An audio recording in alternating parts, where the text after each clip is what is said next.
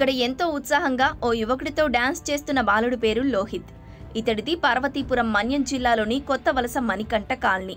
గత నెల 17న ఇంటి ముందు లోహిత్ ఆడుకుంటుండగా ఓ వీధి కుక్క ఒక్కసారిగా అతడిపై దాడి చేసింది.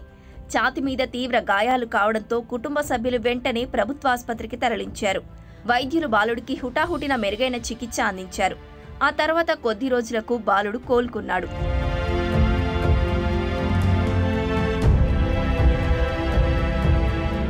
కానీ అసలు సమస్య ఆ తర్వాతే ప్రారంభమైంది.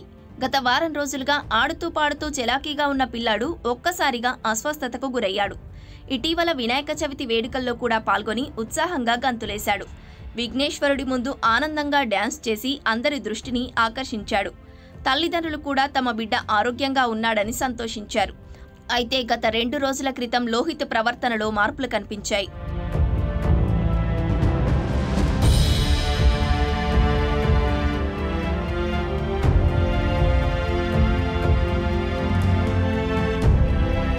ఎవరిని చూసినా భయపడడం ప్రారంభమైంది.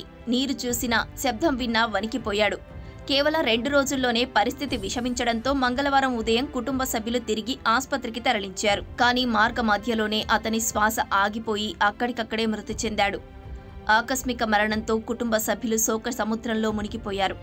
కాలనీలో విషాద ఛాయలు అలుముకున్నాయి. అందరితో సరదాగా ఉండే లోహిత్ ఆకస్మిక మరణం తల్లిదండ్రులను కుంగదీసింది. తమకున్న ఒక్కగానొక్క కుమార్ని కోల్పోయిన ఆ కుటుంబం దిక్కుతోచని పరిస్థితిలో పడిపోయింది.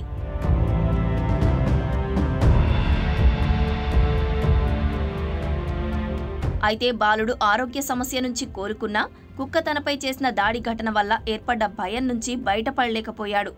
కానీ మరికొందరేమో బాలుడికి రేబీస్ సోకిందని అనుమానిస్తున్నారు. అందువల్ల ఆ బాలుడు చనిపోయి ఉంటాడని అంటున్నారు. నిత్యం వీధి కుక్కలు ఇబ్బందులు పెడుతున్నాయని, అధికారులు సరైన చర్యలు తీసుకోవాలని ప్రజలు డిమాండ్ చేస్తున్నారు. చిన్నారి మరణం పార్వతీపురం మన్యం జిల్లాలో విషాదంగా మారింది.